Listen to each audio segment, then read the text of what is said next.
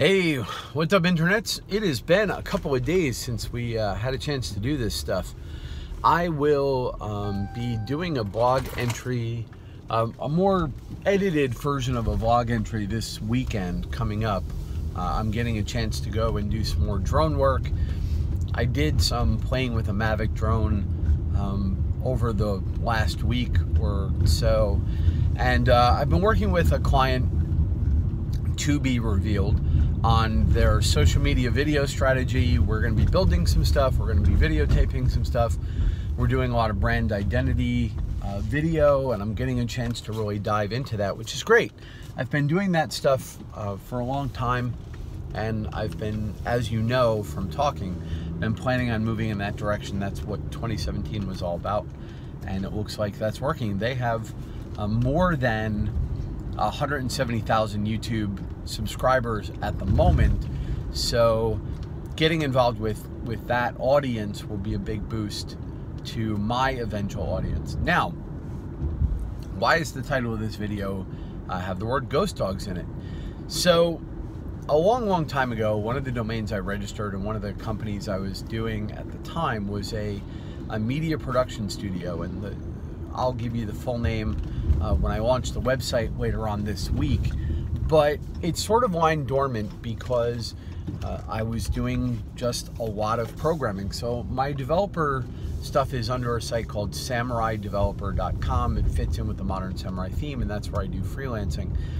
And I've been sort of letting that site get very low key. I don't update the portfolio.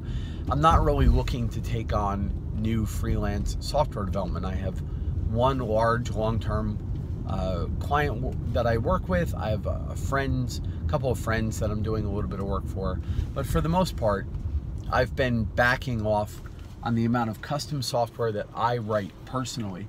It's not that I'm not any good at it. I'm awesome. It's not that I'm not up to speed. I absolutely am. And it's not that I don't write a lot of code for myself. I do.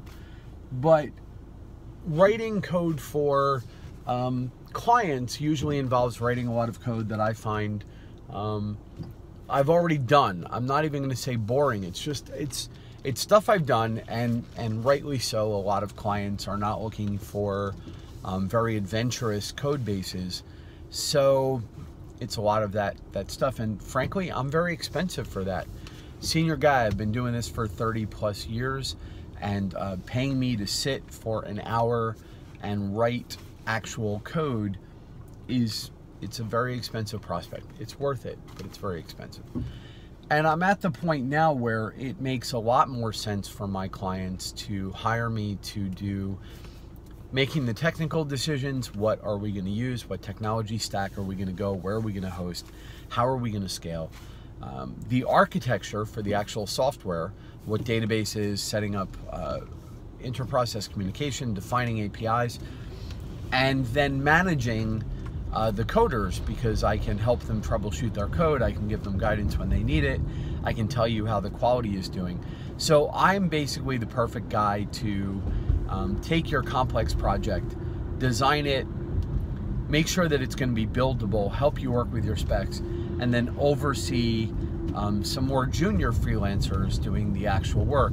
And that didn't used to be really an option when you were just out hitting freelancers or finding people off Craigslist. But now that there's been a rise in what you would think of as mid-level freelance developer shops, I'm thinking places like Codable, I'm thinking places like Crew, where high-quality freelancers are available. They're expensive, but they're not as expensive as me. So now I have a good pool of quality assured, vetted freelancers that we can use to put together on-demand development teams. And this is a great niche. So when you combine that with the fact that code these days is rarely just code, you're rarely building a website. Now you're building a website and working on a social media strategy, which is that sort of video, social media content creation, tracking how your social media strategy is working, and then using that to influence how your website or software is put together. This is the sweet spot I'm in right now. When you add in physical computing, which is what they call building robots and and building pieces for expos and whatever, I'm right there. This is exactly what I'm getting on. So I'm moving from Samurai Developer, which was focused on writing code, to this new, I'm bringing that agency and the website it comes with back to the forefront. And by pretty much the end of this week, so by next Monday, Samurai Developer will redirect to the new site. All the contact forms, all the information about what we do is going to be re-geared from let us write your code to let us build you the most interesting things you can, let us help you do the media you need for your social media strategy, and let us do the architecture and project management for your software development. And that's kind of what I've been doing for my clients as it is now. It's certainly what I do for my larger, some of my larger corporate clients, and it is what I will be doing going forward. It's what I'm really going to be emphasizing, and it's going to, I'm really going to try and talk people out of hiring me to actually bang away on the keys and write code. Now, I have some clients I've been working with for 15, 20, 30 years. They have my number in the Rolodex, and if they call me up and they need something fast, of course I'm going to write that code for them. Or if, you know, an amazing company calls up and has something incredibly interesting to build and the budget is right, it may make sense for me to jump back in and write the actual, some of the actual code for myself. And obviously the people I'm currently in a contract with, I'm going to continue writing code for them.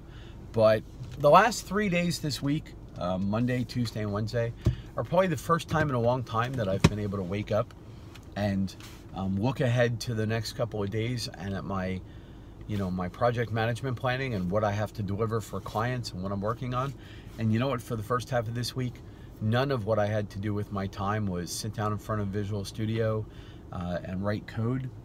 I have to tell you, that was a lot of fun. I really enjoyed it. It's been a nice change.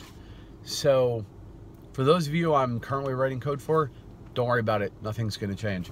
For those of you who were thinking about having me write code for you in the future, I can still arrange for your code to be written, but it'll probably be cheaper, and we'll be able to scale the software development more than we do right now. Right now, my time is the bottleneck, and that's also something I want to avoid. As I take on more and more, work with more and more clients who need more and more code, I don't like being, you know, the 24 hours in my day are the bottleneck, and I'd much rather be able to work with them and go, hey, we want to move faster. We're going to hit up our resources and we're just going to add another dev for a week or for two, and let's get this done. As long as you have the budget, let's do this thing. Because right now, my client's budget is not the limiting factor. It's my time. They could, you know, paying me more doesn't give me more hours in the day.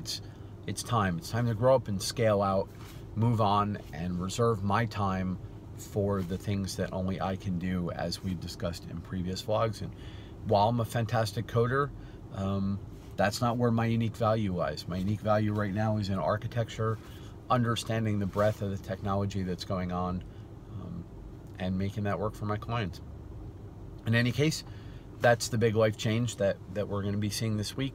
When that site goes live, I'm going to be doing a little video walkthrough here, and I will put that on as, I don't know why I'm fussing with my hat, and I'll do that as a vlog entry as well, and we may look back at, we'll talk about some of the decisions I made putting that together as well. I hope you guys are having a great day, and I will talk to you later on.